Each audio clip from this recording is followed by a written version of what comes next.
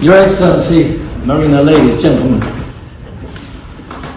I asked Doris Rivers, and he said, my old friend said, because Greece was the cradle of democracy and England is the mother of parliaments, and it seemed like a good idea to do AI and democracy here, which is why we're doing it here.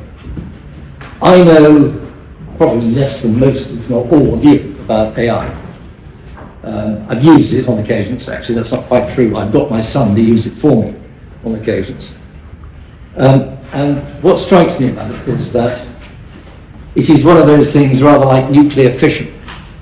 It can be a tremendous power for good or a tremendous power for destruction if it's used the wrong way. And the effect that it will have upon democracy is clearly going to be of paramount importance to us all in one form or another. So I'm delighted to be here to listen to this, to listen to the experts before I leave. And it's now my very pleasant task to introduce you, not that he needs any introduction, I suspect, to the High Commissioner, dear friend of mine, and as always, most welcome in the Mother of Parliaments. So, High Commissioner, the floor's yours.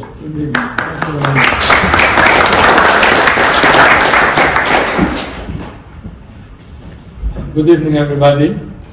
I'm very pleased to be here, Sir Roger, organizers and the panelists, but most important, the audience. I'm a career diplomat. I've done it for almost 4 decades. And what I learned from an early stage, that better is talk from a text, otherwise I can talk for the rest of the night.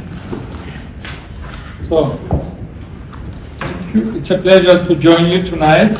I warmly thank the Hellenic Tech Network and the Board of British Cypriots for bringing together such thoughtful voices on an issue of global significance. Artificial intelligence is evolving at a pace that challenges even the most informed among us. Yet understanding this technology and shaping its direction is essential. AI now stands at the forefront of digital transformation, driving economic growth, scientific progress, and the modernization of business and public services.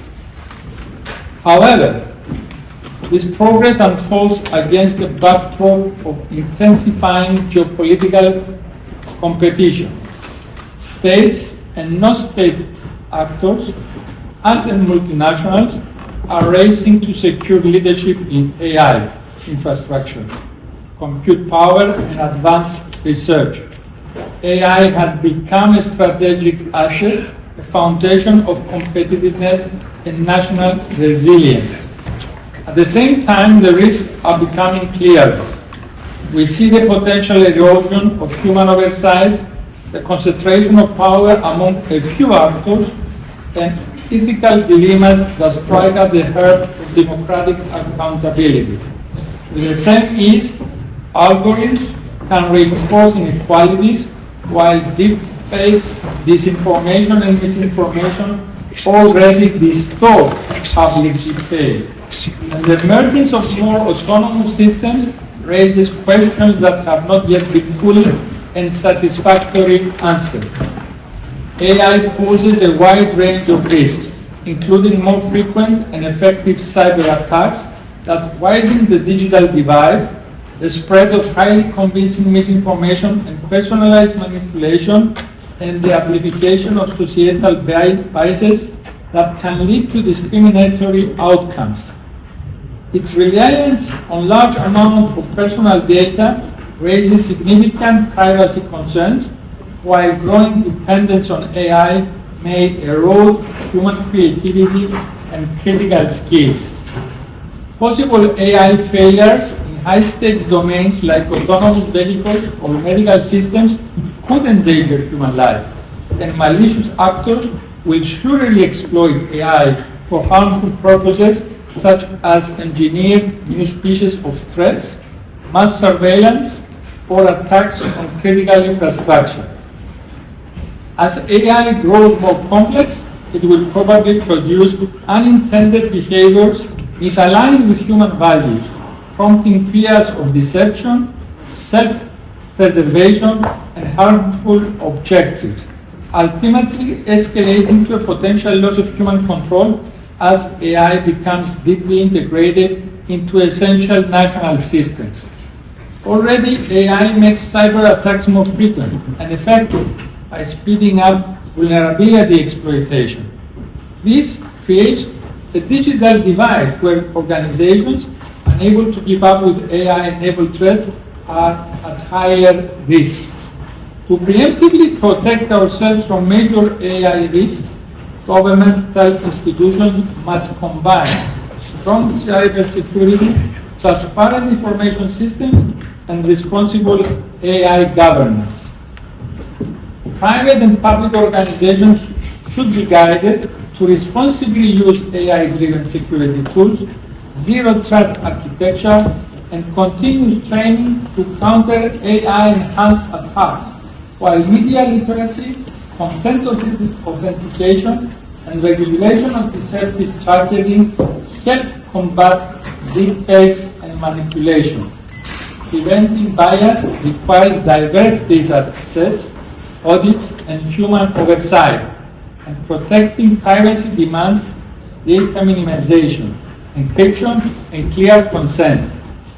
To preserve human creativity and skills, education should emphasize critical thinking and hybrid human-AI collaboration. Safety in high-stakes domains depends on rigorous testing, fail-safes, and liability standards.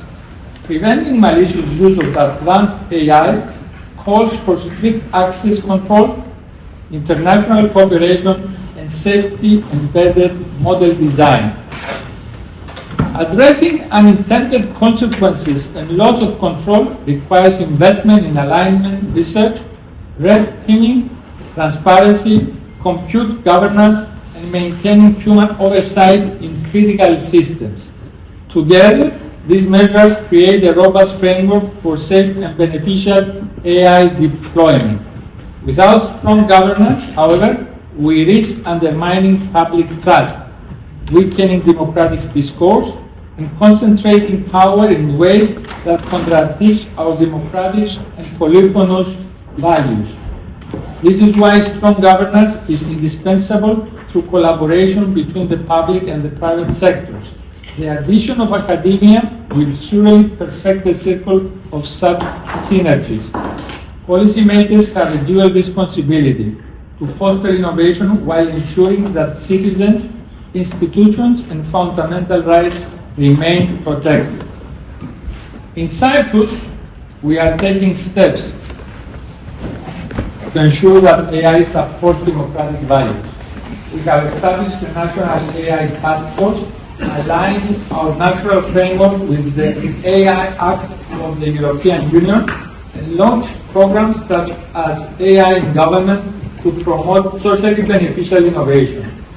We are also trying to make AI more accessible through tools like the AI-powered digital assistant and GOVCY, integrating AI into public administration in a human-supervised and responsible way. These initiatives, part of our national digital strategy, aim at increasing participation, reducing bureaucracy, and reinforcing trust in our institutions. Finally, Cyprus' participation in European AI initiatives, including the development of high-performance computing infrastructures, aims to enhance transparency and security. Dear friends, AI offers significant opportunities for innovation to the betterment of our living standards, but it also introduces complex risks that require robust oversight. By investing in responsible development, sound regulation, and cross-sector cooperation, we can shape an AI ecosystem that aligns with our constitutional values. Our task is not merely to adapt to technological change, but to guide it for the benefit of our society. And we should be fully conscious that the choices we make today will define the world we live in tomorrow. Thank you for your patience.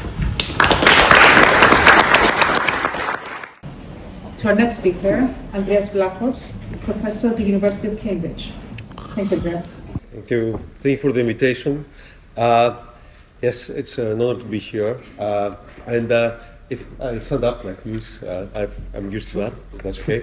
So yes, and I have some notes here that I'll help myself with. So I want to talk about facts, and AI has been mentioned quite a bit already, and fact-checking. So it's actually something that I've been working on for the past decade or so. So when I started back in 2014, 2015, we were concerned about fact-checking politicians a lot, and I thought that's a great project.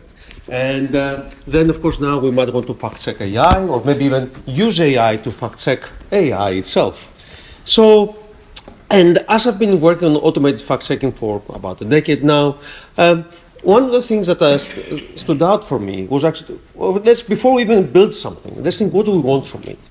For me, the very important aspect of fact-checking is evidence. Without evidence, why should you trust anyone? If I'd say, you're fake news or something like that, you shouldn't trust it. And what we want actually is not just labels. What we want to do with automated fact-checking and this kind of technologies is to promote fact-based discourse in society. And for that, it's not enough to just say, here are 2 pages of evidence for you. We want to show how to justify the decisions when we say something supported by evidence, refuted by evidence, to use how the evidence is used in that. And the verdicts alone, the labels, fake news or true, false, they're not informative. And actually, professionals in fact-checking, I work with organizations such as Full Fact in the UK, they would actually say that that's not really what they are interested in at all. What they want to see is the evidence. Putting a label on top of that, that's easy for them and actually not of interest. So we've been working on this for quite a while, as I said. But one of the things that occurred to me as I was happily chugging along and building better and better systems with more data and more compute, like many in my field do, is that misinformation and fact-checking against it are actually social phenomena. We don't just do it in isolation. We talk to each other, we fact-check each other, we also mislead each other. And then the question became, what makes conversations constructive and engaging, and what scalable interventions through AI we can develop to make them happen? And in my mind, Wikipedia, which many of you probably know, is the largest scale, the most successful large-scale online conversation. If you think of it as a social medium, Wikipedia has such great signal-to-noise ratio. The quality of information on Wikipedia is much higher than, say, Twitter or Facebook. Of course, there are mistakes in Wikipedia, like in every encyclopedia, but still, it's quite wonderful if you think of how much money it costed to develop Wikipedia compared to how much money it took to make Facebook, for example. And so then I started getting, so how did this happen? And then I read the Daniel Kahneman's book, Think Fast and Slow. Many of you might know of that. And in that, there's a lot of discussion about how human thinking is biased, and we make fast decisions, and these are wrong. And then, and in that, there was a mention of tasks where essentially, if you give it to a human, to a person, the humans fail 80% of the time. And then I found out by mentioning to a friend of mine who's a psychologist, and he said to me, but if you take the same humans, you put them in a room together, and you ask them to solve the same problem again, they solve it with 80% success rate. And I was like, wow, this is magic. That's like what we need to do. Actually, we want to find how this works. And we collected data and to explore how this happens. And we started a project we call DELI-bots, deliberation enhancing bots. And the idea of these bots is that unlike many of the bots we have today, is not to give us answers. What we want these bots to do is to help human groups to actually find the answers themselves. That's because sometimes the answer might not be obvious at all, even to AI, like we have a hiring panel, whom should we hire? Many good answers. What we want is actually AI to help us find the answer for ourselves, not to just give us the answer. And and we did experiments of that on some tasks, and we found out that by having people talking to each other, the success rate of finding the better answer went up quite a bit. And then and one of the things that became obvious was like actually what mattered was the diversity of ideas. It wasn't just a matter of just like having people talk to each other. It's actually promoting a diversity of ideas. So in fact, like having people from various parts of the world, or political parties, or different cultural, socioeconomic status, that actually makes a big difference in how reaching better decisions. And So for me, when I think of AI and democracy, I think based on my own research, what I think is that we can actually have great technology now that can help us in education, as Luis mentioned. But LM-based dialogue agents can help promote active open-minded thinking and improve public discourse with facts. Of course, we have to be cautious. Hallucinations are an issue. Psychopathy, conformity, there are issues that are plague humans and AI for that matter. So, but based on what I've seen is that we are able to help each other. I am an optimist, since the human race has been evolving for the better, and that's because together we think better, we make better decisions. And what we want to do is to use AI to help us amplify the positives we do to each other already and diminish the negatives. Thank you very much.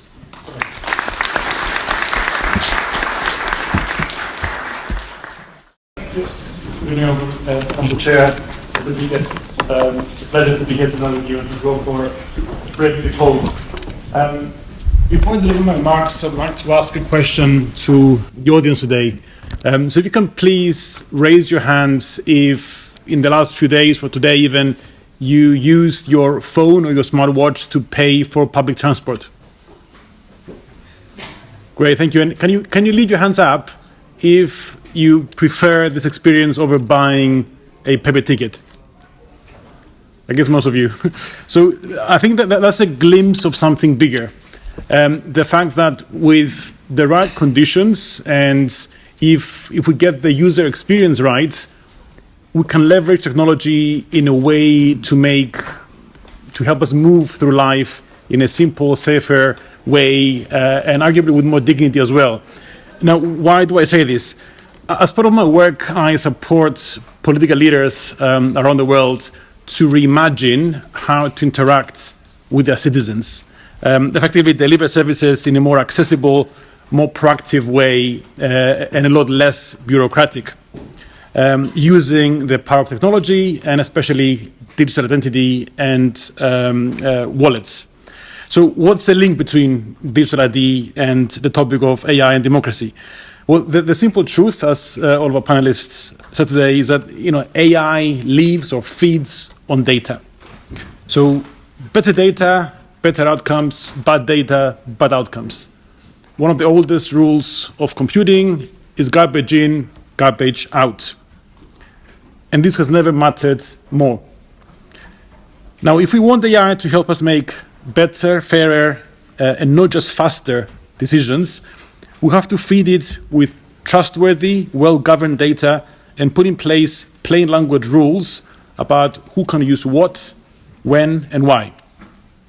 And let's be clear about roles. AI should support governments, not run governments. Some countries are testing the boundary. I'm sure you have seen in the news that Albania recently unveiled an AI virtual minister to oversee public procurement. Arguably an attention-grabbing experiment that sparked exactly the accountability questions that you'd expect. Who is responsible when the model is wrong? Who explains the decisions to citizens, and so on? Now, the debate is healthy and underlines my key point, that AI can surface risks and patterns, but the elected leaders must own the decisions. So let's repeat that. AI can surface risks and patterns, but the elected leaders must own the decisions. However, if the decisions that leaders are meant to own are based on AI-driven insights, they need to ensure that the data fueling that AI engine is clean. So they need some sort of a fuel filter for data. And that filter becomes even more crucial when the decisions impact individuals' people's lives. So let's take an example. So welfare benefits. If AI is the engine in determining someone's eligibility for benefits, digital ID can be that fuel filter. It can let people prove just enough about themselves so services can trust the interaction without hoovering up their life's story. So done right, it can protect privacy, reduce fraud, and give AI cleaner, more reliable insights. So how exactly can this be done? The emerging medium where the magic happens is called a digital ID wallet. Now, many of us, including the ones you've raised your hands, are very used to storing our bank cards and boarding passes on our smartphones. But what if our digital wallets allow us to store digital verifiable claims or proofs? For example, the proof that you're over 18 without having to show your date of birth, or that you live in this borough without sharing your address, or that you are a qualified nurse, or that you are a pensioner entitled to a certain benefit, and then receive the benefit seamlessly in your bank account. So more and more countries are introducing digital wallets, enabling people to share only the proof that's needed for the service provider in each case, nothing more than that. Examples: Estonia has run digital governments at national scale for years. They have a secure data exchange backbone, they call it the X Road, that seamlessly connects services so people don't have to be the courier of their own paperwork. In Singapore, people use their digital ID called SingPass to access more than 1,700 services in government and business, routinely, conveniently, while on the move. And obviously the EU has made an even bolder commitment at regional level. By the end of next year, every member state, including, of course, Greece and Cyprus, must offer at least one EU-certified digital ID wallet to all citizens and residents.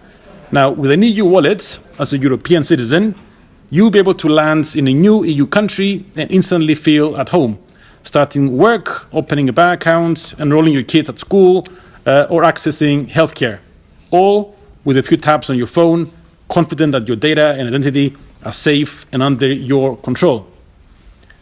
And the more people begin to share these verifiable proofs through their digital wallets, the safer and more robust AI-driven insights will be, as the origin of each personal data source would not only be trustworthy, but would have been shared with the impacted individual's consent.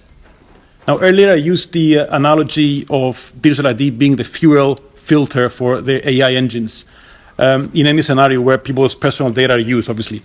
But as with all fuel filters, there are good and badly designed ones. As an aspiring user of this new way of interacting with governments, I would argue that there are 5 core democratic design principles that any good digital ID system needs to uphold in the age of AI. And these are all doable. Number 1, I can share only what's needed depending on the context. Number 2, I can see who has access to my data and why. Number 3, no single entity should see and track my digital wallet transactions. 4, the system should be designed for everyone with fallback options, including people who are less digitally literate or have older phones or no phones at all.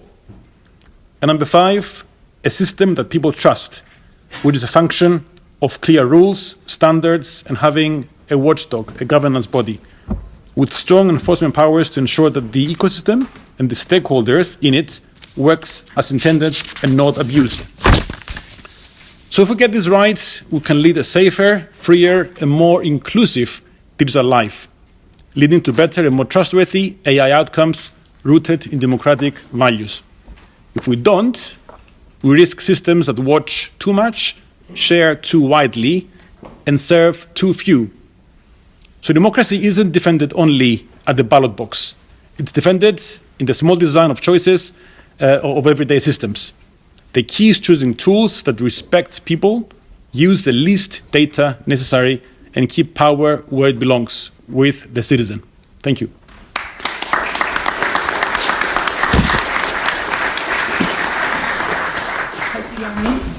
And I now pass the floor to John Hoy, Director, Democracy Index at the Economist Intelligence Unit. And John, over to you. Thank you. Well, thanks very much. It's a pleasure to be here. You're probably wondering why I'm here. Again, I'm young, non-Greek or Greek Cypriot, apart from our chairman on the platform. I'm actually Cypriot. Oh, okay. Okay. I'm not an expert on AI, so but I have been immersed in the problems of democracy for a very long time, and as the editor of our annual Democracy Index. Really, I just want to make one point in the 7 minutes that I have, and that is about the centrality of human agency in shaping future development and deployment of AI and related new technologies. I think if we are to harness AI for the good, we need to restore belief in human agency, our capacity to shape the future in a way that delivers positive outcomes for all. Because I don't think that belief, has been around for quite a long time now in a political sense. I think it's also essential in the related task of renewing our political systems and restoring popular faith in democracy. I just wanted to make a few points to try and explain this. The first point is that even if we never get to AGI, artificial general intelligence, and personally I don't believe that's possible if we understand artificial general intelligence to be a superintelligence that surpasses human intelligence. Even if we don't get there, the new technologies that are centered on AI are having a civilizational impact in the sense that they will be transformative in socioeconomic terms and will also shape the foundations of the old structures that govern us, including political parties, governments, nation states. So we need to anticipate those changes, and we need to develop a framework to ensure that the development and application of those technologies will deliver positive gains and avoid damaging outcomes. I think there's reason to be, if not optimistic, at least hopeful about the potential of AI to achieve huge breakthroughs in science, medicine, work, many other areas in a manner that improves the lives of people. Technological change has delivered incredible gains for humanity over many centuries, and the story of our species is one of constant innovation to overcome the natural and physical limits that we've faced. Insofar as gains have not been distributed equally, that's a consequence of our socioeconomic system in which we live, one that both encourages technological innovation and also constrains it, that's based on the promise and the idea of equality, but also perpetuates social and economic inequalities. I think it's also important to avoid a kind of blind optimism or even a utopianism about what AI and these new technologies might deliver. As we know from history, and very recent history, technological change can also have negative and even dangerous consequences. It's a double-edged sword, and the direction in which it develops depends on us doing the right thing. That's why we need some kind of framework, governance framework, to limit and mitigate potential damaging outcomes. And I don't think that developing that framework can be left to the tech innovators, the engineers and researchers, although they have to be part of that discussion and part of the debate. It's got to be done by all of us, actually, and by government acting in the interests of people at both the national and international level. I also think it's important not to succumb to fear-mongering and doom-laden narratives that seem to predominate in the discussions about AI. And I just wanted to come back to what was said at the beginning by Lewis.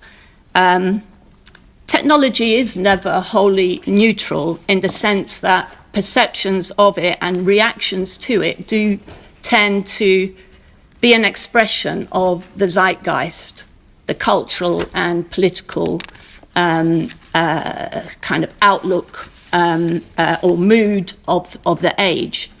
And what characterises today's zeitgeist, I would say, is often a fear of the future, pessimism rather than optimism, widespread disaffection with political systems.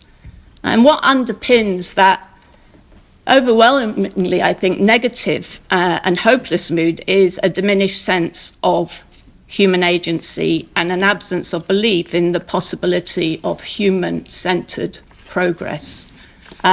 So a lot of the narratives with which everybody is familiar, is about the crisis emergency, the existential threat that it poses to us. And the same kind of discussion is obviously very much at the centre of the AI debate as well.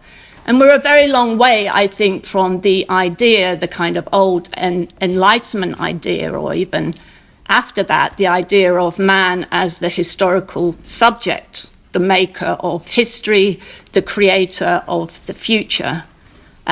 Instead, very much people feel that they are the objects of history on the receiving end of economic and technological forces beyond their control, lacking the means of determining their own future.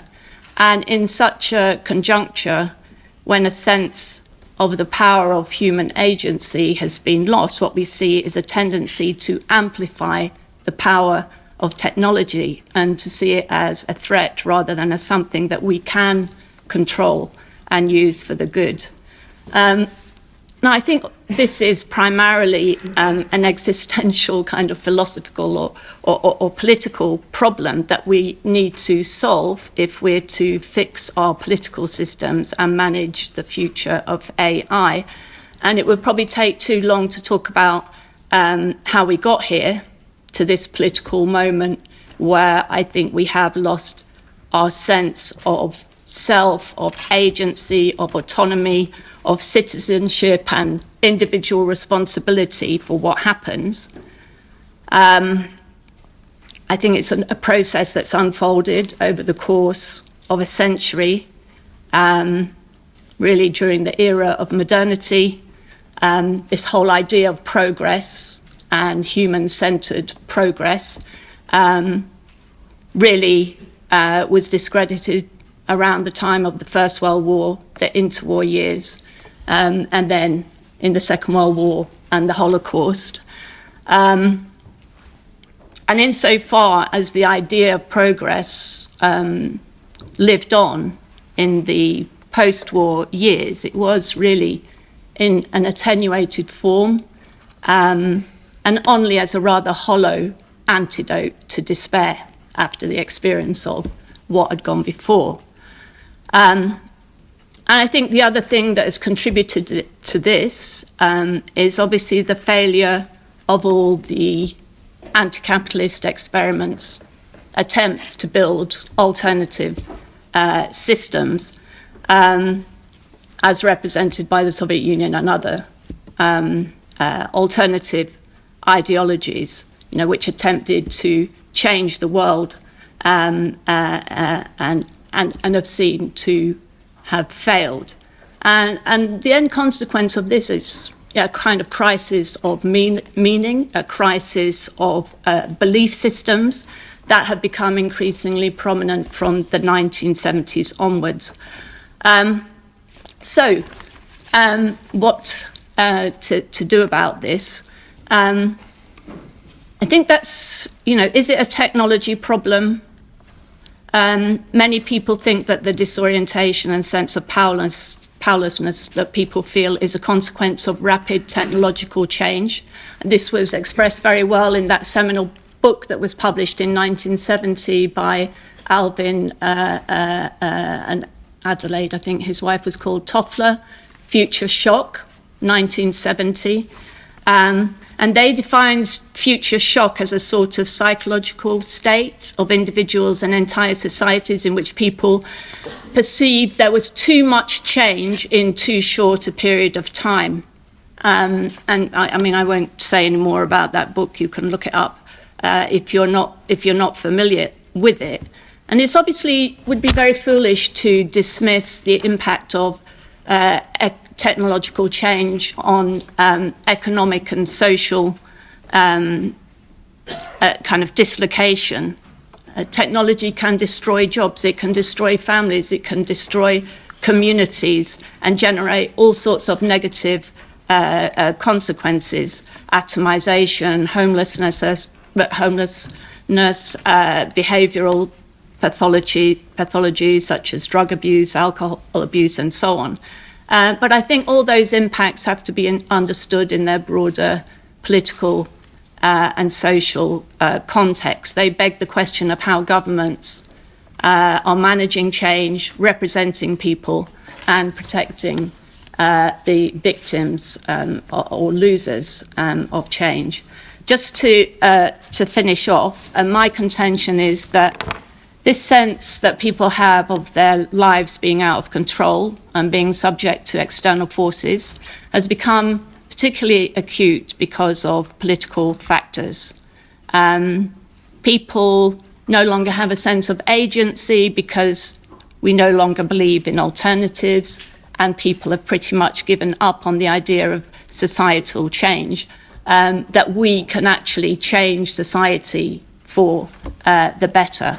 And I think that's a consequence of our political systems actually becoming less and less democratic and more technocratic, managerial, and kind of divorced from the people that they're meant to serve. That was the subject of our latest edition of the Democracy Index last year. I wrote an extended essay called "What's Wrong with Representative Democracy?" And I think we're all very familiar with the problem that around the world we see increasing disaffection with political systems. Governments aren't delivering. Political parties are no longer genuinely competitive, offering real alternatives. And so we are confronted with quite a profound political problem here, which I think has to be addressed if we are to really develop governance systems that can ensure that AI and these related technologies are delivering positive benefits for all. And we can come back to maybe how that might be done in the discussion.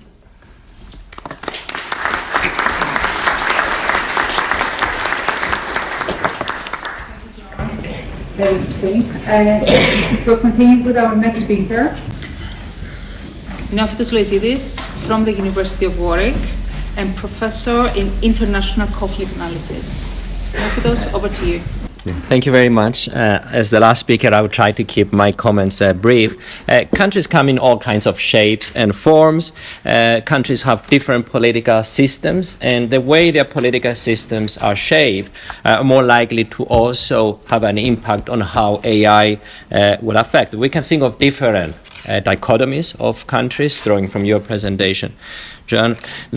The biggest distinction between developed countries and developing countries. How would the global south deal with the technological innovations of the 21st century? Would poorer countries be able to catch up? It's a major question in development studies. We're going to have very cheap cell phones, access to AI in poor countries such as India, the opportunities for billions of citizens to catch up. Or would it be the other way around?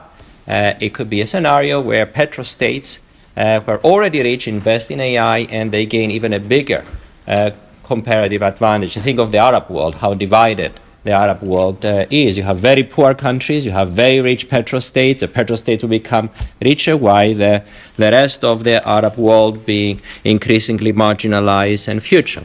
Then you have the dichotomy between democracies and non-democracies. The 21st century will be a century of military competition. It's not just only AI that will affect the future of the planet, is who will have a military advantages over the other. Will China be able to reach the gap with the US and other Western countries, and what kind of implications we have? And economies will see benefits in AI in terms of health, in terms of education, but a military strategist will probably see it as a zero-sum game, where some countries who are not so friendly to us might gain a military advantage in terms of technological innovation, or might have a scenario that you have presented where countries come and cooperate with each other because they see the dangers of non-cooperation, and AI teaches them how to resolve conflict. I teach negotiations myself, and I'm so impressed how AI can solve problems. I take photographs and I show to the students how you plug it in on AI, and the problem is solved beautifully with the conflict resolution skills that AI could offer us. Then we have the dichotomies within OECD countries, within democracies. Democracies in Europe, even, including the UK, have different political systems. We have more responsive political systems that are more inclusive, relying on multi-party democracies. They tend to have lots of disagreements, but they learn also how to address those disagreements. And we have majoritarian systems where it seems to be quick in making decisions, but the classic view in political science among political scientists is that they tend to make a lot of mistakes, and they tend to have elements of discontinuity that does not serve their long-term interests. Here, the UK has a majoritarian system, so from the classic political science view, is less likely to adapt into the challenges of new era. So this is one of the key vulnerabilities of the UK system. For most people who don't study political systems, these are minor details, but for a political scientist, that explains the long-term growth and stability of a country. So the political system might be a negative when it comes to the UK's future adaptation. Possibly the university system is also an asset for some people. In my view, we have a very short specialization in the UK educational system, 3 years degree. One possible change as a result of AI challenges is to extend our degrees to a 4th year, like in the United States. So we have more years of training, multiple degrees, so people can adjust to the work environment. So OECD countries, lots of changes among themselves. Another dichotomy among countries is small countries versus big countries. Would small countries be able to catch up? And here we have a very good example, for instance, from Cyprus, where there have been a lot of promising developments recently in terms of investment. Cyprus, one of the key features is the high level of education and the number of people who are involved in both the social and technical aspects of innovation. One of my favorite anecdotes from Cyprus is that in the 1990s, we had something like a primitive Facebook. And the reason we had that 10 years before Facebook is that we were divided, and there was a very strong growing peace movement. And at some point, the Turkish Cypriot leader didn't want that peace movement to keep evolving. It became very, very fashionable and popular. So some of the technological social innovators developed the equivalent of Facebook, but it never became commercialized. But it was there 10 years before Facebook itself. So we have a very high number of people who are very well equipped, and they understand both the technology and the social innovation. And if you're a small country, you can identify that advantage. University of Cyprus recently got a donation from a private company to develop a chair in AI. We have members of the diaspora financing some of our own projects, trying to identify zones of possible agreement. Doros is helping us with that as well. So part of our own work as conflict resolution experts is to understand where we can find agreement between Greek and Turkish Cypriots. Now, when AI was first introduced to us, the first question we asked, is the Cyprus problem resolvable, and how can we solve it? That was the first thing. Everybody was staying overnight to understand how AI would solve the Cyprus problem. Typical Cypriot attitude to innovation. And what you can do there is that AI can give you the parameters of how you can address a conflict. You can even use softwares like Remesh that is now available to us to have a dialogue between Greek and Turkish Cypriots. You can identify what they think could be the potential convergences. They can do that with no language barrier anymore, because one of the big divisions in Cyprus is that we couldn't speak to each other. Now you can do it automatically, the translation, so language barrier is not an issue anymore. Identification of commonalities and common interests is another big plus. And then you can take that and you can plug it in a survey experiment. So then you talk to real people and you find out whether what AI has suggested to you can work in real life. And then you can get the data, you can plug the back in AI, you can give you all the analysis. So you can learn a lot by using AI, and you can provide the impetus for positive change in places where you had conflict. So whether one or another country will be a success depends on the conditions. The closest metaphor I could think is that of the Indian tsunami of 2004. It might be unfair to call it a tsunami. It might be a smaller impact. But in 2004, there was this very interesting development that happened in Indonesia and Sri Lanka. You had the same kind of tsunami, but in Sri Lanka, it led to conflict escalation, more civil war. In Indonesia, it led to a peace agreement being signed by the warring parties. So technology could also shape societies, but it's also the society who decides when, how, and under what conditions. Thank you.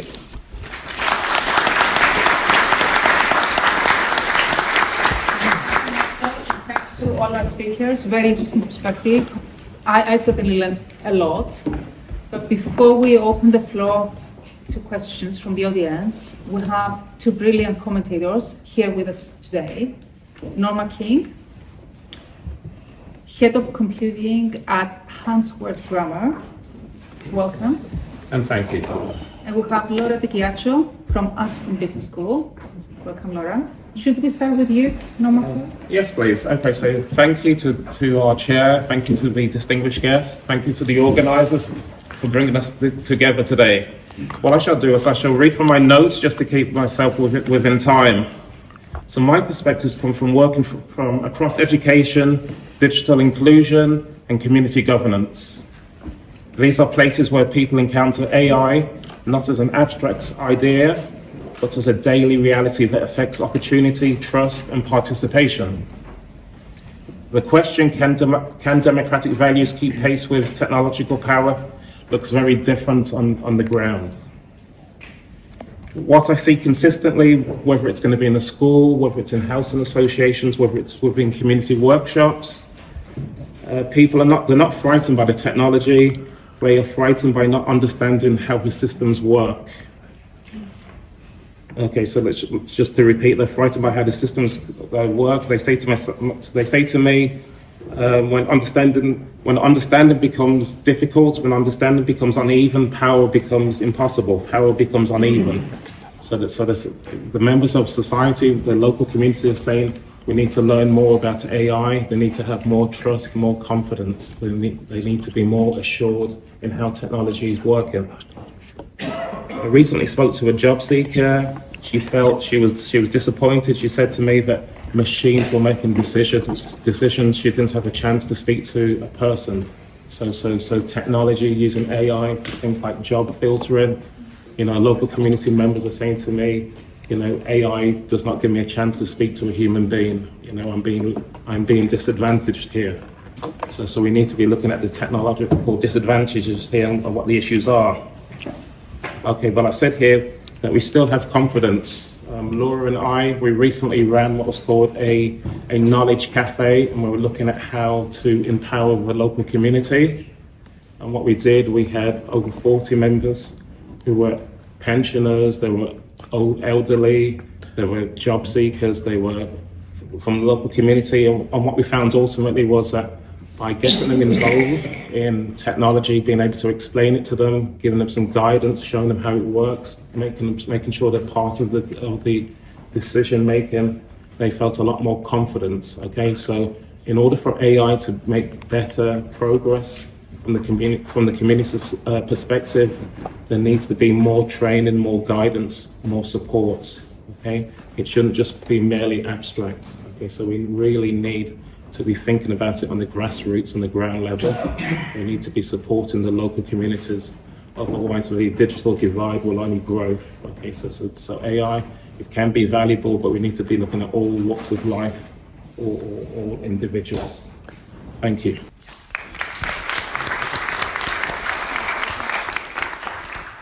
Thank you very much, especially on the Commission on Digital Inclusion. Laura, can we please have your remark? Thank you very much. So thank you, the Chair. Thank you for organizing to bring us together today and for the opportunity to contribute. I've been working with Norman on a project where we support community-led discussion with UK citizens gathering in community cafe to talk about how AI is reshaping their life. What I'm sharing with you today is drawn from the first set of conversation we had with them, and I hope it genuinely reflects their concern and voices. While people recognize that AI may help in areas such as health, efficiency at work, or learning, they do not want AI to be forced upon them. For many, this pressure raises democratic concern. People ask us, who actually decide how AI is used? Who benefit from it? There was a sense that AI was imposed by a top-down approach, while the most affected community, low-income groups, older adults, are left without a voice and lagging behind. People also challenge the idea that digital literacy alone will be enough for them. They want their children to grow up with critical thinking, emotional resilience, and have the ability to recognize what's real. They want AI that strengthens community, not isolates them. They want a system where local knowledge, cultural diversity, and lived experience help them define what AI should be. Finally, participants worry deeply about political influence, misinformation, and deepfake, all of which threaten their ability to participate confidently in democratic life. As a researcher, my main takeaway is very hopeful, though. People want to talk about AI. Far from being disengaged, communities showed a real appetite to discuss what AI for good should look like. Communities have ideas about local control, transparency, fairness, about the kind of skills and protection people need. But we have to ask them. We need to create space for dialogue. If we want AI that supports democracy, then democratic practices must shape AI. Shared decision-making, public involvement, and genuine community voices. Trust will not come from persuading people to accept AI. It will come from building a system that communities can recognize as their own. To me, the question going forward is not just about how AI can support democracy, but how democratic principle, agency, participation, fairness can support the design of AI tools. And communities are ready to help us to enter that if we want to make room for them. Thank you.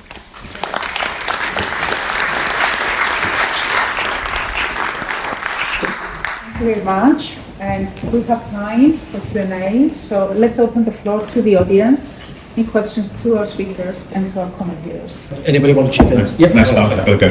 Go ahead. So firstly, thank you to the panel. Really interesting. So what does the panel think of? What do you think about? My supposition is the key tenet of both AI and democracy is the acceptance of facts. We've talked a lot about agency, but to have agency, you have to accept facts. And we've moved, from my perspective, very far away from acceptance of facts, where a lot of political power has come from, I won't name names, but certain leaders around the world, based upon moving away from facts.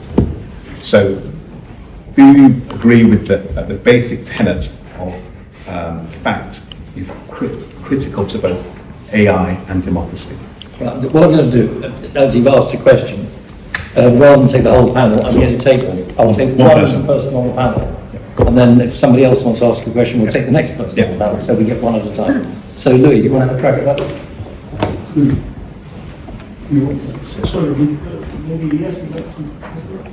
Yes. It's quite a central question. And decisions have to be evidence-based, and if we cannot distinguish evidence or information or disinformation, obviously we are moving to suboptimal outcomes, opinion manipulation, and so on. So democracy is completely undermined if we cannot establish what is true and what is false. So, yes. Yeah, okay. It's not establishing from my perspective, it's accepting facts. Well, even if we don't like that. To accept, you need to establish first what is true and what is false, and then to accept. Thank you. If you can work out what is true and what is false in this building, you're doing very well indeed. Next. Yep, down the end. Yep. It might be helpful if you stood up. Thank you very much. My name is Cole Chicola. I'm an advisor to the National Youth Strategy and student at the NSE. My sort of question is, because we know that there's a divergence of AI resources, lots of which are used in America, produced in China, how are we going to look at democracy and AI in terms of culture? How are we going to make sure that marginalised voices, like young people or like different countries, are heard? And how important is that in the democratic process? Thank you. Andreas? Yes, so very good question. So I think the answer is essentially we need to democratize the technology. So we need to have open source technology, open data. So it's not just a matter of like sharing a model online, but we need to share how it was developed, what data it was used, and also enable these things instead of taking billions of dollars or like a lot of electricity to be able to actually be able to be built more efficiently. And another thing is like once we build them to analyze their biases. I would actually say that one of the most interesting things like when it comes to language is actually linguistic minorities. When you have dialects of English, for example, these are actually very much in danger, I'd say, perhaps more than say Greek, which has its own alphabet, and it's kind of like, that kind of protects it, if you like. So I'm definitely with you on that, and the way to do it is actually to share, like academics and industry for that matter, because a lot of the development happens in the industry, is actually to share how we develop this model so that everybody can do it. Thanks very much. Yes, sir. Yep. Yes. Hello. Thank you, everyone on the panel. This is extremely interesting. My name is Lamis Tesvidis. I'm a clinical academic professor at UCL. So we use AI in teaching, education, clinical dentistry, but my question is more about the dilemmas that we face. So there was a mention about ethical AI, trying to moderate AI, put some rules on the marginalized people, feel marginalized. But right now we have an AI arms race. So you have Europe, the EU try to put some guidelines, and immediately everybody said, oh, you're going to stay behind, you're going to lose the game, but you're trying to put some ethical rules. So how does the global academic or scientific or practical society deal with that? Because you're trying to put some ethical rules and then you stay behind, because some autocratic person on the other side will actually just do things under the table and just develop a better AI, and at the end maybe take off the global superiority of AI. So how do we put these things together, do this with AI? Thank you. Well, the Tony Blair Institute's got to be good at ethics. Yanis? You touched on a crucial issue. I mean, you made a comment rather than a question. It's a fact that US, China are speeding ahead. Europe is more traditionally sort of focused on regulation and has been criticized for that. But ultimately, I agree with you. There has to be a way forward. To the extent, geopolitics is at play here. I think the other thing that's also adds to your point is the fact that, and we haven't really discussed it today, but AI relies on compute. And if you look at the hyperscalers that drive the machinery, the computing, the computational power behind AI, most of them are not in Europe, right? Let's say so, which raises another issue as to how can we govern data better if countries outside of the US and China do not control where the data is stored, for example. So I have no answer to how we address the issue you've raised, other than to agree that it is a big issue. But ultimately, it remains up to each region, in this case Europe, to decide where the balance lies between regulating or over-regulating and sort of nurturing innovation in a way that would allow it to compete with the superpowers. But yeah, unfortunately I have no answer how to address this better. Don't know what other panelists do, but...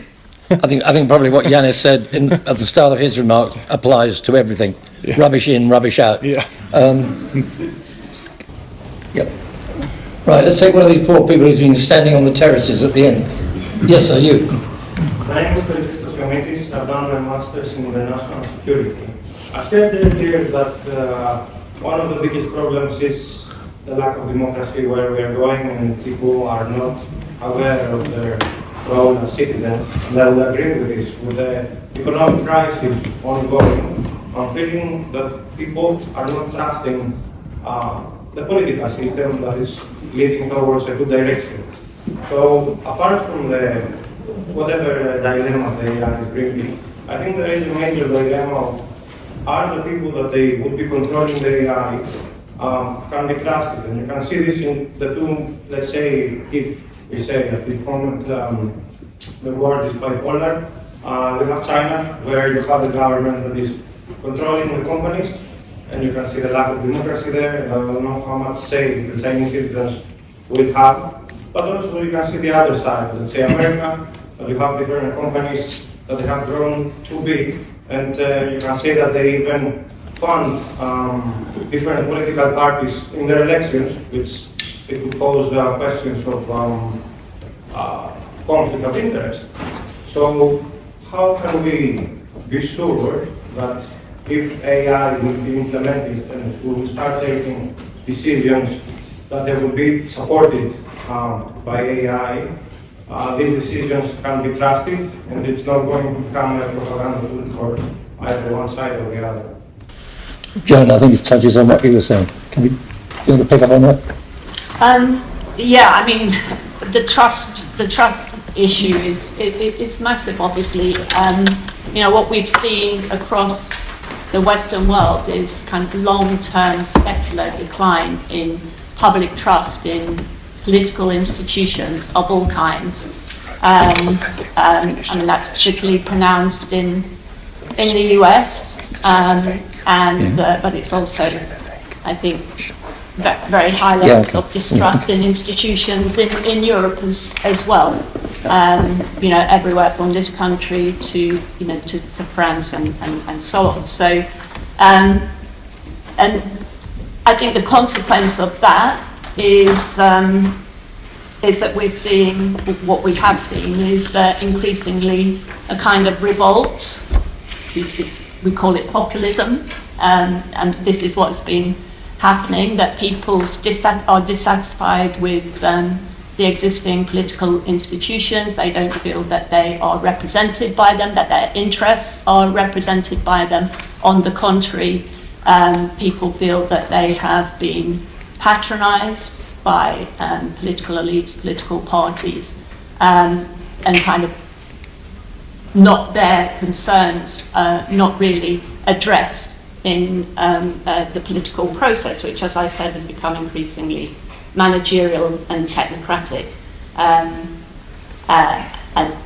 particularly since the 1970s. So the question is, how do we go about restoring trust? Now, I kind of disagree with this idea that the central tenet or the most important thing about democracy or AI, how we approach AI, is facts. And this kind of obsession with fact-checking and fake news, which is something that actually has assumed huge dimensions over the past kind of 10 years, or really since 2016, let's face it, and the Brexit vote and the election of Donald Trump the first time. I think the problem goes far, far deeper than a problem of fake news and social media. I think the problem is much deeper, and the problem is that as societies, we no longer agree on the kind of norms and values by which we should live. And what we've seen increasingly is a kind of polarization of society. We've seen a polarization between political elites and voters, electorates. We have a situation in which the worldview of our political representatives does not correspond anymore to the worldview of large swathes of the population. And as I say, people no longer think political parties represent them. They are seen as very remote and distant from the lives of ordinary people. So people are looking for political alternatives. Hence, we have this populist moment. In my opinion, this is a positive development. It opens up the political space actually is a demand for change, for better representation. It creates a possibility actually of renewal. Now, you might not like what a lot of these parties stand for, but at least they are addressing concerns of ordinary people, issues, the great issues of the day, which have affected people's lives, which have basically been taken out of the public arena for a very long time and not being debated. So I think there's some, amidst all the kind of doom and gloom and the cynicism about politics or disenchantment with politics, it's also a moment in which is, I think, opens up possibilities of change. And there's everything to play for, really, in the sense that which party is going to come up with the better ideas to demonstrate that it has the policies, the political alternatives that are going to deliver for people. So my hope is that in this moment when we see all these insurgent parties, that it's going to lead to an improvement in our political life and political discourse. And that's probably not a very consensus view, but it's my view. Thank you very much indeed. I'm going to draw this to a close now. I'm sorry. I apologise to those who I haven't called, but we do have to wind up, and that seems to me to be a reasonable note to end on. I think it was a positive note, sort of. And this debate's obviously going to go on and on and on. So can I thank you all for coming and hand over to Doris Partasides, who's going to thank your panel. Yeah, for those they don't know me, I'm Doris Partasides from the board of the Cypriot, and on behalf of myself and Louis Loizou from the network, Hellenic Tech Network, I would like to thank every one of you individual. You make the effort to come here and listen to our panelists. And I hope you take something with you at home. Now, Louis chose a book, this one. The name is The Essential Kings by John Maynard Keynes. It was written on 1930. But if you read it, you think that it's been launched today. And to show our appreciation to our panelists, the specialists, Louis is going to deliver, to each one of our panelists. I repeat them, who they are. Of course, to our host, Sir Roger Gale, the Cyprus High Commissioner, Dr. Kyriakos Kouros, Andreas Vlachos for the University of Cambridge, Yannis Theodorou from Tony Blair Institute, John Howard from the Economist Intelligence Unit, Dimitris Alexandridis from the Uphold Company, Neophytos Loizidis from Warwick University, specialized on international relations, politics, and conflicts. We have a lot in the world. So, my friends, to show our appreciation to our panelists, let's clap them.